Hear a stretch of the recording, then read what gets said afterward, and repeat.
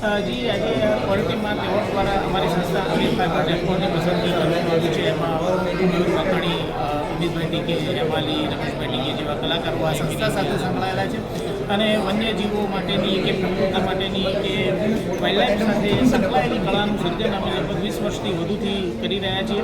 અને ખાસ મારે આભાર માનવો છે ક્વોલિટી માર્ક એવોર્ડ સમિતિનું, પસંદગી સમિતિનું, કે જેમણે માત્ર આર્થિક માપદંડોને ધ્યાનમાં ન લેતા સમાજ માટે કલા શું કરી રહી છે, કલાકારો શું કરી રહ્યા છે, એમની સંસ્થા શું કરી રહી છે, એવા માપદંડોને પણ ધ્યાનમાં લીધા અમારી સંસ્થાએ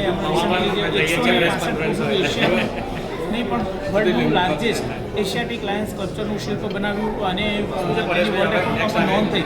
આવી બધી અમારી કામગીરીઓને બિરદાવી અને ક્વોલિટી માર્ક એવોર્ડ દ્વારા જે એવોર્ડ મળી રહ્યો છે એ બદલ હું હિતલભાઈ ઠક્કર અને ક્વોલિટી માર્ક એવોર્ડ સંસ્થાનો આભાર માનું છું. Thank you. એવોર્ડ એનાયત કરવામાં આવશે અને ભારતભરમાંથી લાઈક મુંબઈ, પૂના, ચેન્નઈ, કલકત્તા, મધ્યપ્રદેશ, રાજસ્થાન અને ગુજરાતના ઘણા બધા હિસ્સાઓમાંથી અલગ અલગ ઉદ્યોગ સાહસિકો અહીંયા આવેલા છે. આપણા કેબિનેટ મંત્રી શ્રી કુંવરજી બાવળિયા સાહેબ અપેક્ષિત છે કે આવશે. આપણા માનનીય મંત્રી રાજ્ય કક્ષાના શ્રી મુકેશભાઈ પટેલ અપેક્ષિત છે કે તેઓ આવશે. દિલીપભાઈ સંઘાણી આવી રહ્યા છે અને બોલિવૂડના શર્મન જોશી ઓલરેડી આવી ગયા છે હોટલમાં અને થોડીક વારમાં એ પણ આપણને સાથે જોડાશે. અને બીજા ઘણા બધા મહાનુભાવો આપણી સાથે જોડાયેલા છે.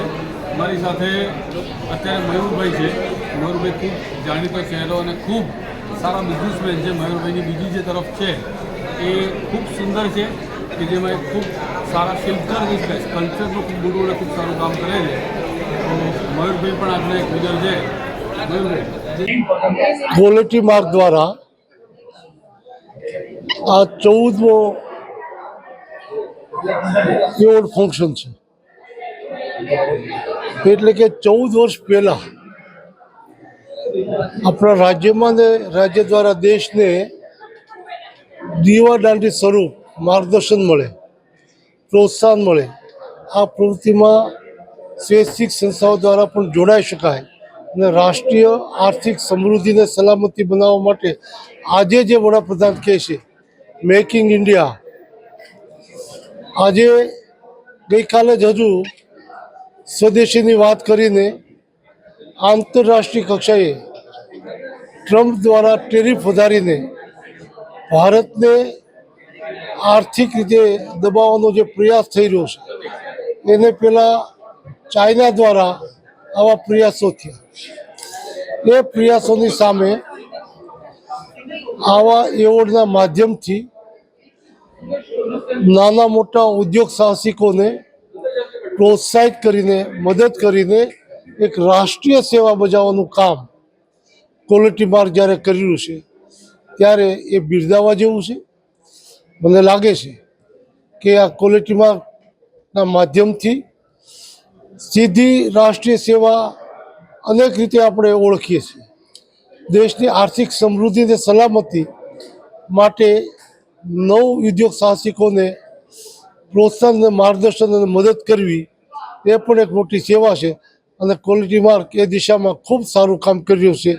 એટલે હું એમની પૂરી ટીમને ખૂબ ખૂબ અભિનંદન આપું છું. દિલીપભાઈ, જે રીતે હેતલભાઈ જેવા માણસો છે કે જે આત્મનિર્ભર ભારતની વાત કરી, તેઓ ક્વોલિટી માર્ક એવોર્ડને જેવી સંસ્થાઓ દ્વારા આગળ આવી રહ્યા છે.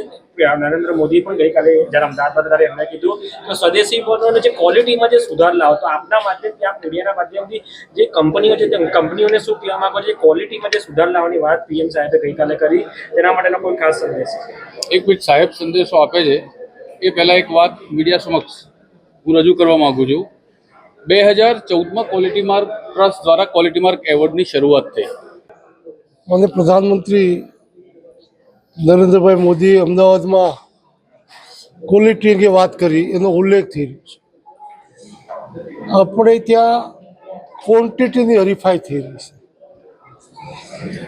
જ્યારે WTOના કારણે વિશ્વના બજારો ખુલી ગયા છે ત્યારે વિશ્વમાં આપણી કોઈ પણ ઉત્પાદકતા, કોઈ પણ ક્ષેત્રની, કૃષિ જણસ હોય, કૃષિ જણસ દ્વારા મૂલ્યવર્ધક કોઈ બાબત હોય, ડેરી ક્ષેત્ર અને ડેરી ક્ષેત્ર દ્વારા ઉત્પાદિત કોઈ વસ્તુ હોય કે ઉદ્યોગો દ્વારા અલગ અલગ પ્રકારના મશીનરી હોય, એની ક્વોન્ટિટી કરતાં દુનિયામાં ક્વોલિટીની કિંમત છે અને એટલા માટે પ્રધાનમંત્રીએ ક્વોલિટી ઉપર જે ભાર મૂક્યો છે અને જો આપણે એક્સપોર્ટ આ પ્રધાનમંત્રી હવે ભારતને ત્રીજી ઇકોનોમી વિશ્વમાં લઈ જવા માટે જે મહેનત કરી રહ્યા છે એટલે એ દિશામાં તમામ ક્ષેત્રમાં ક્વોલિટી એ ખૂબ મહત્ત્વની છે અને એ દિશામાં નાના મોટા તમામ ઉદ્યોગપતિઓ કાળજી લઈને આંતરરાષ્ટ્રીય માપદંડને ધ્યાનમાં રાખીને પોતાની ક્વોલિટી બનાવે,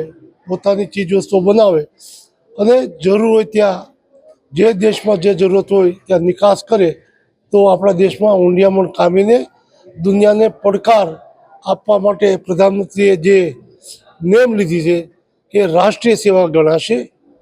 એ દિશામાં આપણે સૌએ વિચારવું જોઈએ.